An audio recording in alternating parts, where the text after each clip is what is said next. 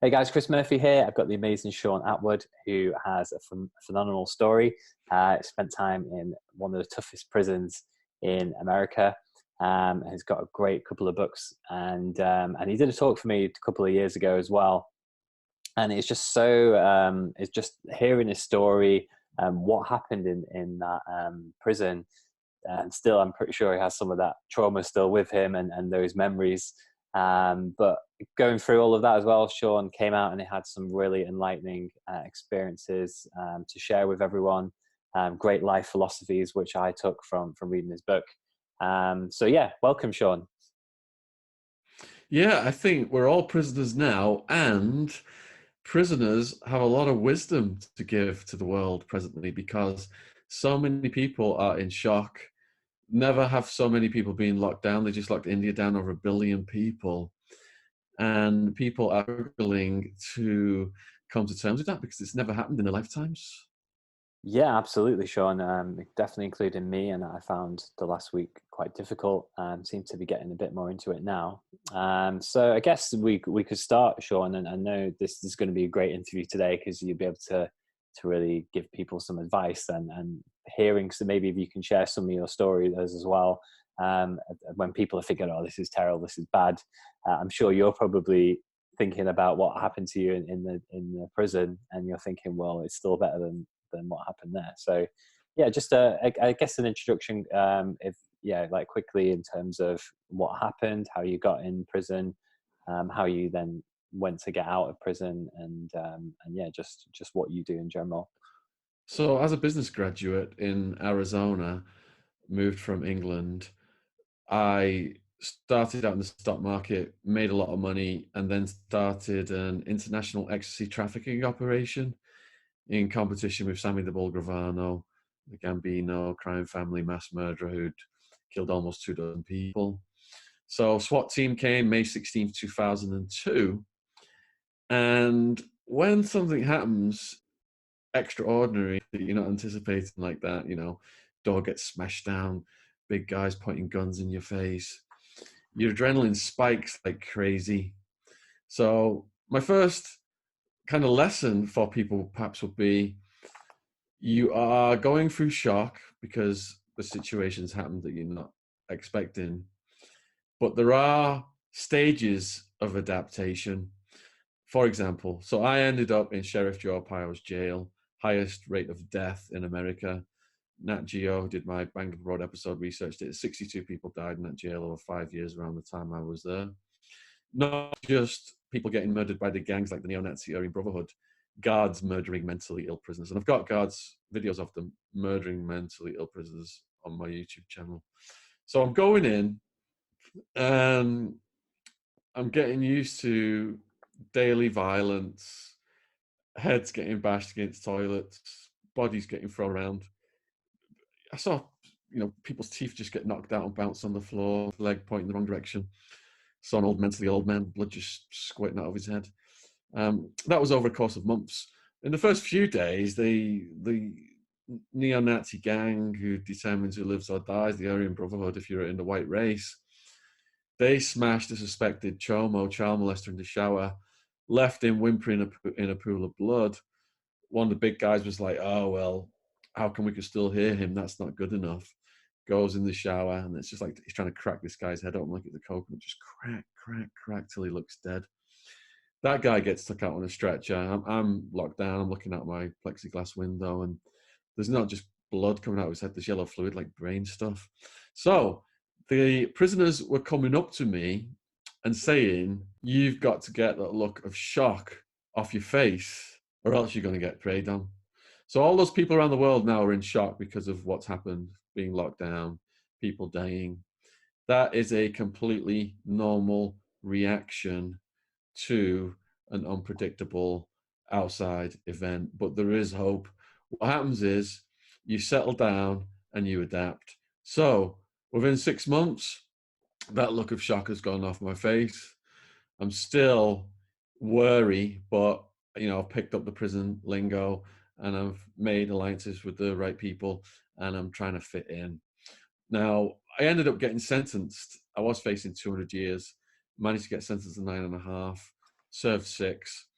And by the end of it, by the end of that 6, I was reading and writing. I had my own program, exercise regimen. And it was like I was running a business out of my cell. Now, compare that to where you are at home watching this. My living quarters for almost 6 years was a room the size of a small toilet designed to have one person. But because of the for-profit, mass incarceration of people in America, warehousing human beings who are commodities, they put 2 other guys in with you. Imagine living in a room the size of a toilet with 2 other people. And there are times for days or months on end when there are lockdowns, you can't even get out of that room. So that person is pissing, shitting, farting, shaving, wanking. Yeah, that does happen. And all the things, 1 or 2 other people in those close quarters. Now that stress does send you up through the roof. You've got to get used to it. So wherever you are in the world, please use that as a yardstick. It is always good during times of stress to think about the toughest thing you've ever been through and compare what the present is to that. And if you've not been through anything particularly tough, hopefully my story and my lessons can inspire you. So I'm here in lockdown, southwest of London right now, in a place that's got Netflix, that's got multiple rooms. I can go outside and feed the feed the squirrels or jog, and I've been fattening the squirrels up in case it does become zombie apocalypse and I'll have to do squirrel stew or squirrel curry. But over time you will settle into a routine in your lockdown conditions. You will get on with life. We didn't have Netflix in prison or jail, and there's so much brilliant true crime to watch on that now. But it's paramount, I think, to use this as a opportunity for education and introspection. Before I got arrested, working the stock market, fast-paced person, just zipping through life without thinking about the consequences of my actions. Once I'm in a jail cell, everything's stripped away from me. Years on my hands. I start to look inside. I start to review my life. And a lot of prisoners, when they get arrested, they review their lives. So this is an opportunity for you to review your life, see what mistakes you've made, see what goals you've got out there. How many of you plan to do something and you never could find the time to do it? I'm getting messages right now from around the world. Hey, this is great. I can learn a language right now. I'm studying this subject right now. I'm doing this right now. So there are ways to turn a crisis into an opportunity. I said to myself, there was a point, first year I was quite wild. I was addicted to drugs. If it had got released, I would have gone back to the lifestyle. After facing 200 years, I didn't care about $1 million house, my plasma screen TV, my swimming pool, any of that shit anymore. Facing 200 years, once I got sentenced to 9.5, that was the happiest day of my life. I could see when I was getting my life back. I said to myself, I could go through this and have it as downtime, or I can turn it to my advantage. And I read over 1,000 books in just under 6 years. I read a lot of original philosophy texts, psychology texts, got obsessed with Nietzsche, Aurelius, Epictetus. The Stoic philosophers are ideal to read when you're going through periods of hardship. Aurelius wrote a book called Meditations. He was the old Roman emperor at the beginning of the movie, The Gladiator, if you want to try and think about who he is. Epictetus was a slave who was free. And he said, we're not disturbed by things, but by the views that we take of them. So, all these horrible things can be happening around the world, but you can choose to turn this situation into a positive by channeling your energy into self-improvement. Aurelius said that the chaos of life is like a storm at sea, but you're like the land jutting out into the sea, and the waves may be crashing down upon you, but you're maintaining equanimity. That was beautiful, Sean. There's so many lessons there. And definitely, even just what you said, I have to go back and listen to all that again because it was amazing.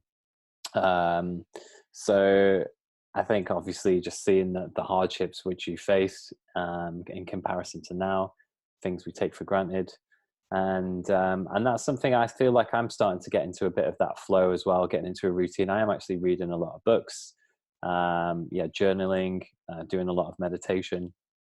So with all this, and I feel like for the people listening, including myself, sometimes is there can be a bit too much to do, a bit too overwhelmed. And I know you mentioned Netflix, which is something that we're probably using more as not to binge on Netflix, because what I found last week was as soon as I found out we're all on lockdown, what we're going to do, I'm kind of like, oh, I can do all this self improvement, but then I put on Netflix for a couple of days or so, and then I end up feeling quite down because in a way, like our spirits, like our souls, you could say, well, want that growth, especially if you've been into personal development, and if you just sit here and you think for the next year you're just going to watch TV and just getting your food and stuff like that. I think, like you said, reading books, getting a project potentially. So what are some things you could recommend for people to start? I mean, for you, for example, once you started to accept and make the most of your time in prison, what do you remember when that was, and then what did you start with, and then when did you notice it starting to really work and you starting to feel quite happy with doing that? So you mentioned binge watching stuff on Netflix, and from time to time, there's nothing wrong with that. I had a guy who was protecting me called Two Tonys, and he said you've got to have a McDonald's every now and then, but of course, he would have preferred a Waldorf salad and some scungilly. So Two Tonys taught me a lot about situations and appreciating the small things. And I think over time, it was the good people who came into my life and the wisdom from the books that and help me to adjust to the situation and adapt more purposefully. So it happened gradually, and it just expanded as I interacted with these people and absorbed their knowledge. I'll just expand a bit on Two Tonys and try and convey the knowledge that Mm, he imparted to me. So, Two Tonys, old school Italian mafia, worked for the Bonanno crime family under Joe Bonanno Sr., whose exploits inspired the movie The Godfather. Joe Bonanno Sr., longest running head of the Mafia Council, he never got whacked. He did get run out of New York, and he ended up living in North Tucson in the same neighborhood as me. So, Two Tonys was taught to whack and dispose of bodies by a Bonanno crime family lieutenant called Charlie Bats Battaglia, who'd whacked people from coast to coast, hid their bodies, and always got away with it. And Two Tonys ended up dictating his life story to me. It's called The Mafia Philosopher Two Tonys. It is going to be free on Amazon next week. So late March, early April. Yeah, I'd just like to say, while everyone's on lockdown, I've got 12, 13 books out now, and wow. I am making all of my books free. And I'm doing one a week. People can go to Amazon Kindle and download them for free. So by the time you're watching this, Two Tonys might be free. So Two Tonys was a natural philosopher and a huge reader. He must have served almost 30 years by the time I met him. And one of his favorite books was A Day in the Life of Ivan Denisovich by Alexander Solzhenitsyn. So they are working these guys to death in the Siberian gulag. They're losing their toes, nose, fingers to frostbite and their ears. If you refuse to work, you are dragged to death by a horse. You are hung from a tree or thrown off a cliff. Now, whenever anybody complained where we were housed about the conditions, so for example, recreation did not start on time, breakfast was cold, Two Tonys would laugh and he would say to the people, you know what? Where Ivan Denisovich was housed in the Siberian gulag, they were fighting over fish eyeballs in the soup just to try and stay alive. How can you complain when there's always somebody worse off? So if you watch stressing out about your conditions, how can we apply to Tony's knowledge? Right now in Madrid, they've opened an ice rink where they put in the corpses of the people who've died. So just thank God that you're not one of those people, and appreciate the miracle of existence, which is what you've got. The other thing is as well, when you do appreciate the small things, you don't go looking for trouble in the wrong places, which is what ended up with me inviting a SWAT team to my door. And Mm. sadly, two Tonys died in 2010 from liver cancer and his own drug taking. But in a sense, the spirit of him lives on in me, because I wake up with a smile on my face now. I remember what he said. There's no dead rats in my food anymore. There's no cockroaches in my bed. I'm free. I've got my liberty, and I appreciate the small things. I think that's very important at a time like now. Yeah, sure. So in a way, just appreciating things day in, day out as well, that state of gratitude, which I go into from time to time. The only way I can relate to what you've been going through as well. I mean, have you heard of ayahuasca, the Yeah. psychedelics? Yeah, so I did that last year, and I was literally on one of my journeys. I was taken to hell for 7 hours, and I felt it in my body, and it was the most horrible, traumatic stuff ever for me to go through, and it still stays with me, and it still scares me. Um, so I went through that. So in terms of what you're talking about when you're in prison, and then on that was the second night, but the first night I had like so much gratitude and love for everything in my life, and it just gave me an idea, and then on the final night I did it, it all came together. So it's kind of just appreciating for what when you take this stuff, you already appreciate so much which you already have in your life that you don't see. And at the same time, I was taken into more the dark stuff that I really didn't see and feel, and realize what's actually going on in the world.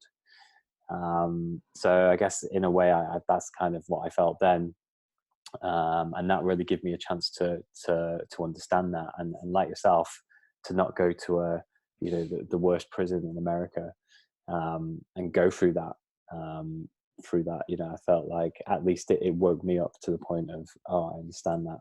But I found gratitude at the moment great. And if we look at with the coronavirus, what we had in our life that we take for granted, maybe we enjoy going to gym or hanging out with our friends in a coffee shop, and the job we did, or maybe we don't like the job, so it's a great time to be grateful of what you had, and use this time wisely. And I liked what you said as well about not being too hard on yourself. Like that's probably like with the Netflix thing, or maybe eating the odd McDonald's. I think sometimes I do get caught up in that, and this can be a problem with personal growth. And you want to get everything perfect, and then you beat yourself up when you have that McDonald's. But it's you just gotta allow yourself to treat. The habits are formed over time, aren't they? I'm sure if you read a book every day in prison, and then for 2 days you thought, like, screw this, that's not gonna do anything.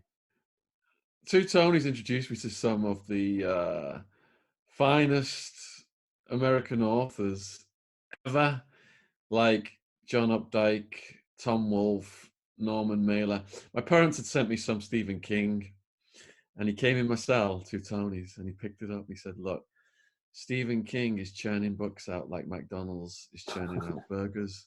You need to read some Tom Wolfe. It takes him 12 years to write a book. But he would always say, every now and then, there's no problem with having a burger. You got to chomp down on a burger once in a while, and don't beat yourself up over it.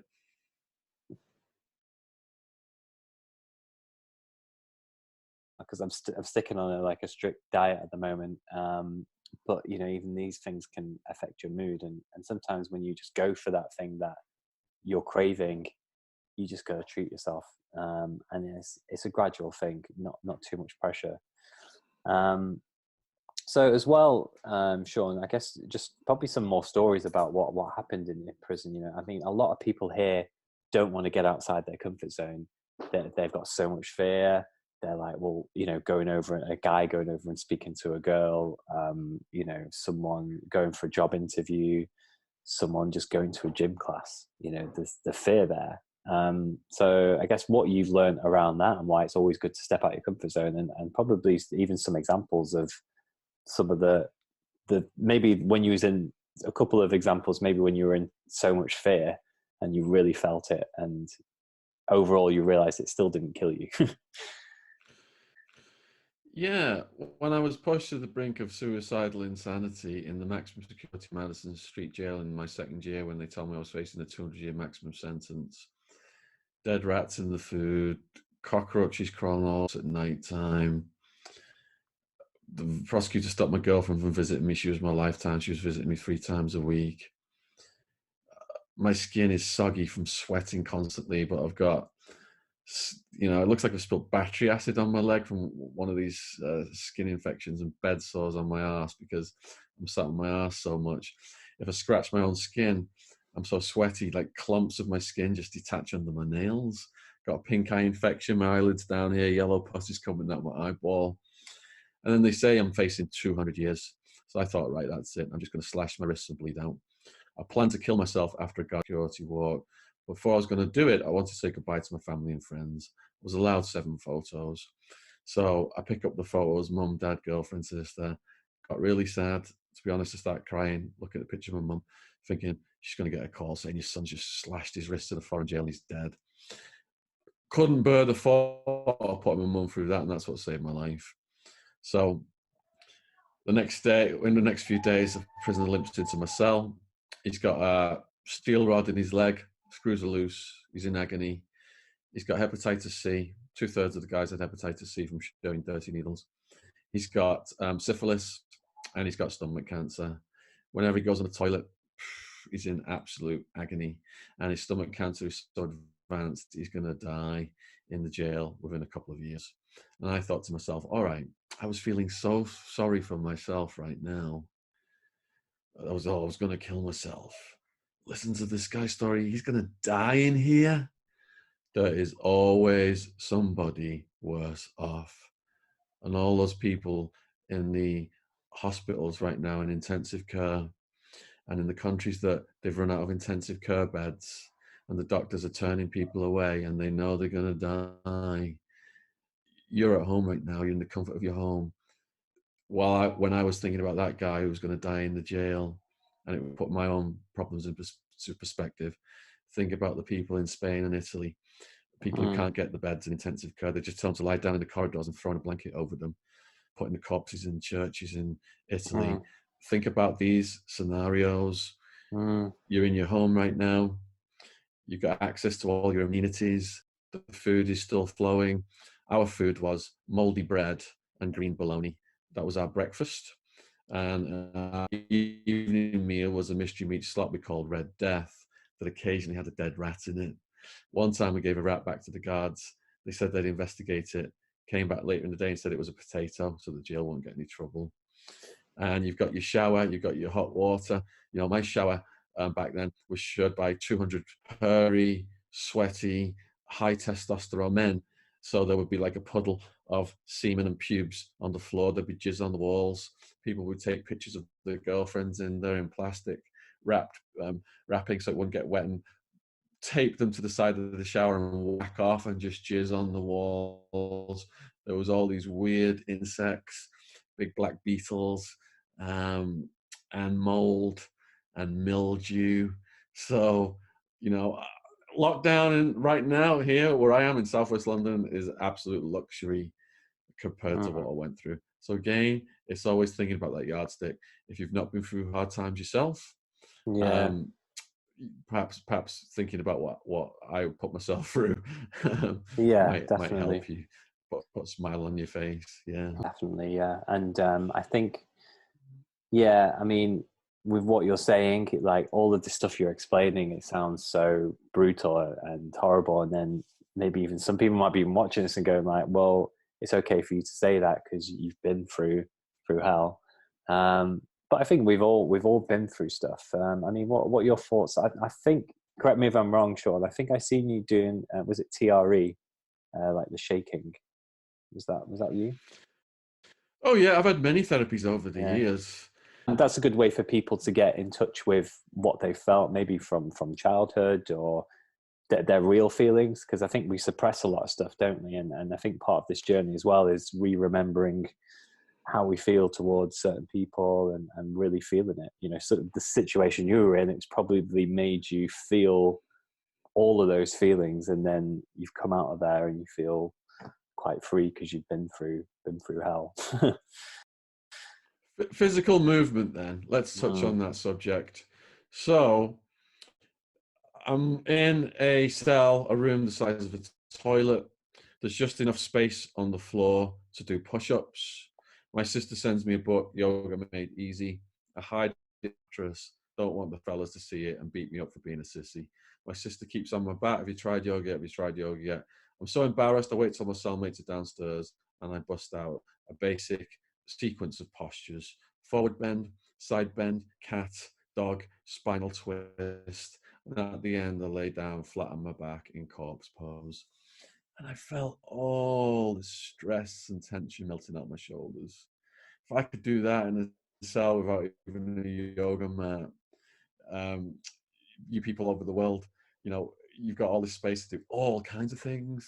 As I advanced through my yoga, I was doing headstands. Still haven't got a yoga mat, so I'm doing headstands off a shower sandal, just putting a shower sandal under my head. And 2/3 of the body is designed for movement. So if you are self-isolating and you're just sitting around or lying on the settee all day, you are creating a physical disequilibrium which will unsettle you mentally and emotionally. We need to be moving around. So it is really important that you embark on some kind of fitness routine. The guys in prison are fitness fanatics. You name it, they will improvise. You know, my favorite book is Tolstoy's War and Peace, 1,444 pages long. But I had to wrestle it from a prison bodybuilder because the biggest books were getting put in sweaters and they were doing reps with these sweaters. Or they would fill mop buckets full of water, put one mop bucket on the end of a broom, other mop bucket on the end of the broom, and they're doing curls and shoulder raises with the mop buckets. We had a metal grid stairs, so they wrapped socks under the metal grid stairs so it wouldn't cut your hands. We did pull-ups off the metal grid stairs. So my drug now is exercise. Before the lockdown, you know, I was doing fitness classes nearly every night. And then prior to Boris telling us to lock down more severely, I was doing walks in the countryside here. But now I'm doing yoga in the house. Love yin yoga. It just puts me on a natural high for days. Yin yoga, you are on the floor, you hold these positions for a long period of time, and it stretches the connective tissue at the joints, the fissure, which is something that you very rarely stretch, and it releases brain chemicals. I'll tell you what, yin yoga and meditation double whammy has been the closest I've ever felt to being on ecstasy without being on drugs. So a huge part of mental well-being is to move your body, is to have an exercise routine. By the end of my incarceration, I had a fitness partner, a trainer in prison called Iron Man. He was an expert in martial arts, and he was helping me with all kinds of things. So as well as turning incarceration into an education opportunity, I also made sure I exercised on a regular basis. And that's something that you can apply to wherever you are. You might be saying to yourself right now, well, you know, my gym's closed. What can I do? Just got to sit on my ass. That's absolute bullshit. I was living in the room the size of a toilet, and I was able to do headstands on shower sandals. When I got into the more advanced yoga, I'm learning all these upside down positions. I was in a Supermax prison once. Guard comes in, shines his light on me at 2 a.m. I'm hung upside down like a bat, doing like headstand lotus. And he's like, "God damn, Attwood, what are you doing in there?" I'm like, yoga. Thought I was crazy, but it was the opposite. It was saving my sanity. I love that though, Sean. You really got on with it, and from a personal development point of view, and for this channel, it really seems like you were, making the most of it and living the dream, doing, reading the books and doing being in a routine and getting up at a certain time. I'm sure at some point. Did you just find that it was always like the same day was always the same, and then you just were enjoying? You're like, all right, I'm going to be reading books here. I'm going to meditate. I'm going to do yoga. Before I got arrested, you got your work days, you got your weekend. The wolves would howl. I'd have to go out and party on Friday and Saturday nights. Well, all weekend long, really. That's what it got to. So I was psychologically conditioned to believe that the days were different. Now, when you go in prison, there are times when you don't even know what day of the week it is. All you know is that every single day, the sun rises, you wake up, you piss, you shit, you eat your breakfast, you brush your teeth, you read your books, you get on with your exercise, you you have your other meals of the day, and you go to bed and you sleep and you wake up, and the next day is exactly the same. So it broke the conditioning I had to think that days were different. And when you accept that every day is the same, you Mm, just try to make the most of it yeah, by, doing as much as you can within your program. exactly. Yeah, I feel like that's kind of what's happening with me at the moment. Um, and like you mentioned, there's so much where we can be grateful for. Even I was finding before, like with doing yoga, that there's all these, you can go on like Instagram live and Facebook, and there's all these live videos, YouTube. It's just, there's so much, we can easily do it from home. It's the effort. Like I did dynamic meditation yesterday on a live Instagram video. So this is like a very active meditation, and most people just won't do it because people would just prefer to sit down and cross their legs. But it's been proven when Osho designed dynamic meditation that if you do this for a good 20 minutes, half an hour, you will straight away get into this state of peace, and then you can sit down and you can meditate. That's how it's designed, the meditations you do. But people would just rather not do it. Or even from myself, I find a bit of a struggle. You've got to get up, you've got to physically move your body. But it's really getting into that routine, and it I always would seems. And sorry. I would rather not do a lot of things. Mm, I would rather be lazy, but I was forced to do them. So when I was facing the 200-year maximum sentence in the cell that was cockroach infested, they would line up before lights out in the cracks in the walls, and I would wrap myself in a sheet to keep them off me. But it was so hot, the sheet mm, held the heat to my body, and I would just throw the sheet off me and let them crawl on me. So they put me on medication to get to sleep. The medication had side effects. It clouded my head. I couldn't read and write properly. I didn't like it, but what was it going to do if you can't sleep? You go days and days of insects crawling on you. You start to lose your mind. You hear voices. You hallucinate. You see imaginary things. So in that book that my sister sent me was a chapter on meditation. I'd read it previously and it sounded ridiculous. You're going to sit there in this cross-legged position, concentrate on your breathing, and your thoughts are going to slow down, and maybe they will eventually stop. Stop? How the hell do thoughts stop? I'm constantly thinking. I have this fast-paced life. My thoughts aren't going to stop. That's ridiculous. So what I did was I tucked my black and white striped jail trousers into my pink socks, put a pile of books by the wall that was covered in cockroaches. I knew the cockroaches were going to go on my feet, but if they weren't crawling on my skin, they were just on my socks. Maybe it wouldn't distract me from trying the meditation. Sat there cross-legged and closed my eyes and started to count my breath. Count my breath. Thoughts coming in, thoughts coming in. They won't stop. What is this shit? Eventually, over time, the thoughts started to slow down. And then there came a point where there wasn't a thought. And that little space mm, expanded over time. And I said to myself, right, I'm going to do this for hours and hours every night until this, I really figured this shit out. So I'm there for hours and hours every night. And it got to the point where not only did my thoughts stop, I went on these journeys. I traveled and out of the jail, and I visited my loved ones and met and talked to my loved ones. And that got my stress level down. And it got my stress level down so much. I got off the medication.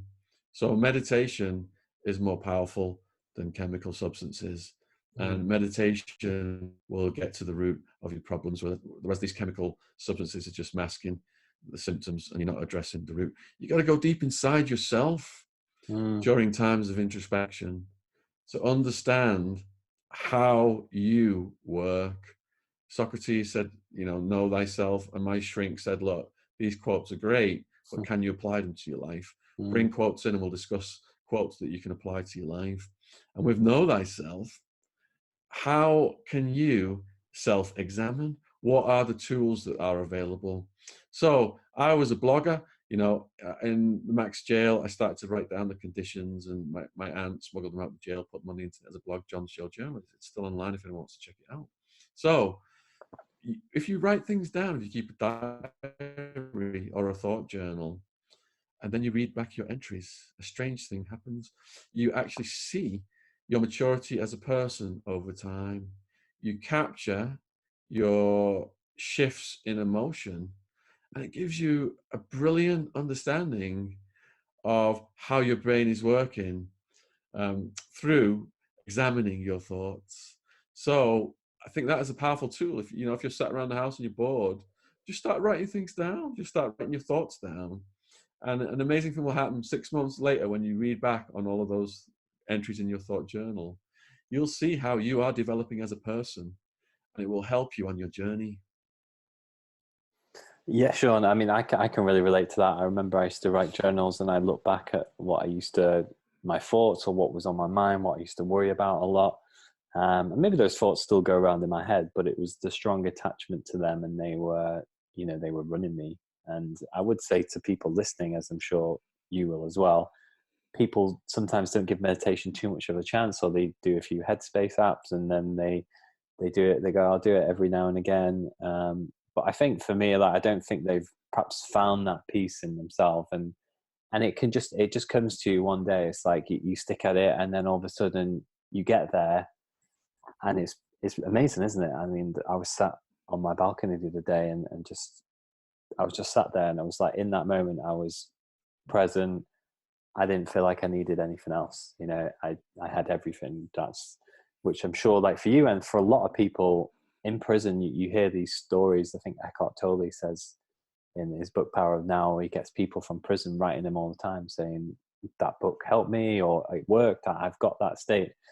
I think for people listening as well, Sean, we talked about this briefly. When you're mentioning the guy doing bicep curls and you grab the book, and for me, that just reminds me of something out of a movie. And I think your story and the characters in the jail as well, it sounds like it could be a movie. What would you say is the difference from, like, Prison Break and Shawshank Redemption into what you experienced? Like, just so to give people a bit more of an idea who might be I watching. think I asked a lot about prison movies and Mm. series, and I would say that Prison Break, dramatization, Mm. stereotypes like Teabag, you do meet people like that. But, if I watch a gangster movie or a prison movie now, it's just a joke to me. Mm. Because having lived in that lifestyle, it just looks so phony. In Mm. Prison Break, the guy's on death row, the brother, and he's robbed a bank. He's got 5 years or something. They're not going to be in the same prison. Death row's going to be Mm. somewhere else. Just little things like that, but then big things as well that really stand out. I'm trying to think of some good prison movies. The Prophet, I think, was a French movie, and we had Shot Caller about Mm. the Aryan Brotherhood prison gang. I like that one. That was a good movie. Of course, there's always Mm. dramatizations in these, but really did capture the tension on the yard. Mm. I mean, the guy goes in. He's a finance guy. He's running a red light, drunk, and his mates died in the accident. He goes in, sees a skinny black guy who he's coming in with, gets raped in the night, and he's thinking, all right, next anyone challenges me, I'm just going to start punches, and that's what he does. The gang think he's lame. They see him throwing punches, and then they recruit him. He gets deeper into that lifestyle to the point where he's doing a life sentence, and it just shows the negative consequences of that. But yeah, a lot of the stuff out there is garbage. Shawshank's a classic. It's got the best story arc you know, the evil warden and the innocent man and all those classic characters. And I do see parallels from Shawshank Mm, with Sheriff Joe Arpaio. You mentioned being in the deadliest institution in America, and that was mm. Sheriff Joe Arpaio's Maricopa County jail system. That place was no joke, absolutely. So definitely no chance of escaping these kind of prisons then. Well, yeah, you fantasize about escape, and it was Mm, Nietzsche who said thoughts of suicide got him through many a troubled night. mm, So, escaping physically or escaping by killing yourself, because when you're in a situation where your fate lies in the hands of a few people, when you're unsentenced, mm, it's not the cockroaches, it's not the people's heads getting smashed against toilets that bothers you the most. It's the prospect of you never getting your life back. mm, So facing 200 years, that was the biggest stressor on mm. me versus the physical conditions and getting my life back for getting sentenced then. I was just so happy that I could see when I was finally going to get out.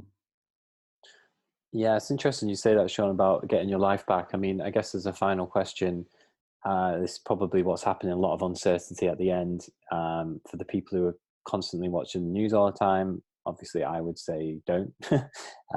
But if people are at home now and they've got this uncertainty, when am I going to get my life back? When are things going back to normal? What's probably your final bit of advice, and maybe something you could get people, people could start doing tomorrow? Um, uh, Okay, so, you know, almost a month ago, I started to get messages coming in from Italy and Spain. mm, People telling me, here's the horrible things that happen in here. Will you read these out on your YouTube channel and give people a heads up?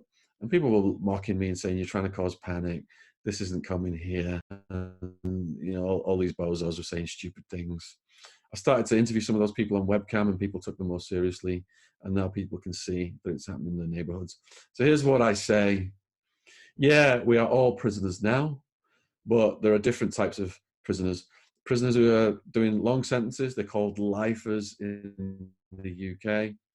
And in America, the lifers, what they would call us is short timers right now. They laugh, they say, look, you know, you're only coming to my world for a little bit. You're a short timer. You'll be out in no time. Stop stressing the fuck out. You see these short timers come in, they've got like 6-month sentences, 9-month sentences, and they're acting like it's the end of the world. And some wise old timer who's got like a life sentence, natural life, never getting out, will just come and kick it with the person and say, look, you're a short timer. I'm never getting out. mm, I've adjusted. I've got a peacefulness about me. You know, they relax these guys, and they'll try mm, and put that short timer at ease. So you're all short timers right now. mm, I have studied the history of pandemics, and I don't want to panic people. I want people to be prepared. Pandemics can last for years. The Spanish flu lasted for over a year and it came in waves. So, right now, wave one is hitting the UK. We're just rising up on that curve. Italy and Spain are praying that it's peaking. We have about 800 people are dying a day right now, which has exceeded the peak in China. As we saw, it peaked in China, it went back down. Spoke to an expert today who's written a book called Spillover. He's all about the bats, starting it, not the biolab theory. I've interviewed people about the biolab theory as well on my channel.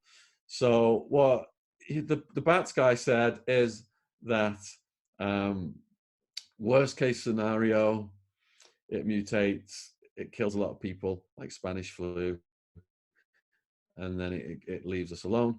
Best case scenario is it mutates downward because it knows if it kills us off, it will not have a host to carry it.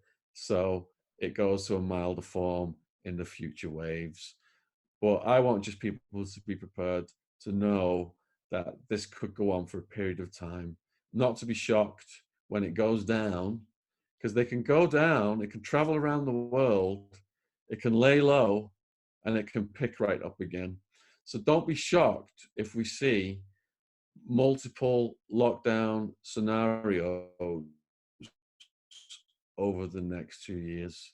By being mentally prepared for those scenarios, you're going to be equipped to better deal with them and minimize any potential harm to yourselves. And with all of the lessons we've given on this video today, hopefully you can apply some of those to your life and feel better in your own environment versus the guys who are in the prisons right now. The guys who are in the prisons right now, you know, they know that it's the people at the top of the social pyramid who are going to get the ventilators, the oxygen, and they're going to get the medical attention. The poorest people in this world are going to die. They're not going to get that equipment. If people are getting turned away from intensive care, do you think they're going to grab a bunch of that equipment and take it to the prisoners? Hardy hell. They said, look, take your chances. This is perhaps they'll survive if we set them free. In Italy, they rioted and people died. And yesterday in Colombia, they rioted and 23 people died. There's people trying to escape from prison all over the world. So yeah, it's going to be a horrific situation for the people who are at the bottom of the social pyramid. I was at a shop. I went out shopping. And I walked past a homeless person sat on the floor, and just seeing the fear and despair in that person's eyes. Mm. Yeah, there are people around the world right now feeling sorry for themselves because they're sat in luxury apartments and they've got Netflix, but they can't go out. Yeah. I mean, Sean, that's all great for everyone to prepare, to be mentally prepared, and with all the routines and the practical advice and philosophies you give today. I think this has been, definitely one of the most interesting interviews, and it's jam packed with value. So, Sean, obviously, I give it to you. I apologize for saying at the beginning you only had a couple of books, because I think things might have changed in the last few years. So I know you've got a few more you've been busy writing. Uh, so yeah, just to tell us a bit more about those books, and also I think it's Life Lessons was the one that I got. I got a physical copy of. So yeah, if you just maybe just let us know about the books, and perhaps if you've got a website. I know you've got a YouTube channel as well. Yeah, like I said, if you're in lockdown around the world right now and you're looking for something to read, over the coming weeks, I'm going to put all of my books free, Wow. one after the other, on Amazon Kindle. You don't need a Kindle to read them. You can just download the Kindle app on your device and read them on that. So Prison Time was free this week. Next week, Two Tonys, the Mafia Philosopher, is going to be free. Yeah, I've got a book called Life Lessons, 10 Most Important Lessons I Learned in My Life While Reflecting in Prison. My life story is a trilogy. It is Party Time, Hard Time, Prison Time, all available worldwide, paperback, ebook, audiobook on Amazon. I've written the longest ever book about Pablo Escobar called Part Now. I'm almost finished part 3. And a lot of it was translated from Spanish, and it completely transformed my understanding of Pablo's story. Never been written about in the Western world, a lot of this content. I've got a War on Drugs books series. That's Pablo Escobar Beyond Narcos, The Cali Cartel, American Made, and the one that came out in December was Clinton, Bush, and CIA Conspiracies from the Boys on the Tracks of Jeffrey Epstein. My next book's going to be Who Killed Epstein. I'm thinking about putting a picture of Prince Andrew and Bill Clinton on the cover. I've also written a book about making a murderer called Unmaking a Murderer. Then I've got reams and reams and hours of free content on my YouTube channel. The most popular playlists on my YouTube channel right now are, surprise, surprise, coronavirus playlist. I have a royal family playlist, a Jeffrey Epstein playlist, and my true crime podcast. I've managed to keep that going because I've got so many pre-records. Every Monday night, 6 p.m. London time, is a 2-hour interview. Started out interviewing ex-cons, but it's moved over to ex-cops. I recently interviewed Prince Andrew's Royal Protection Officer, and he completely exposed Prince Andrew for being an absolute twat. And I interviewed journalists who are at the forefront of the biggest true crime stories, like Jimmy Savile, Epstein, Madeleine McCann. Almost 100 true crime podcasts on my YouTube channel right now. So yeah, man, if on this version on my channel, I'll put a link in the description box below the video to my YouTube channel and to the books. Amazing stuff, Shaun. You've been amazing. There's so much. I've learned so much as well. I mean, I just want to go back and listen to this again and see all the hidden gems that I might have missed. But yeah, definitely, and I'll definitely take advantage with those books. And I'm sure we'll get a hold of you again. I know you're not doing talks as much in person anymore. So yeah, hopefully you could possibly do an interview again in the future. And yeah, I'm sure we will see you again soon, Shaun. Thank you very much. Yeah, I've got some other great guys, some of my podcast guests who could give you some brilliant tips on surviving self-isolation. So I can hook you up with some of those guys as well, Yeah, it like might. David Macmillan. Yeah, because I was speaking Yeah. to Jamie. I think we just might be best just to get everyone from prison, to give me Yeah, tips. the prison population has got so much knowledge to give right now. To the Definitely of all the public. books Yeah. and everything, and yeah, definitely. Okay, Thank you, Shaun. Chris. Cheers. Thanks a lot, mate.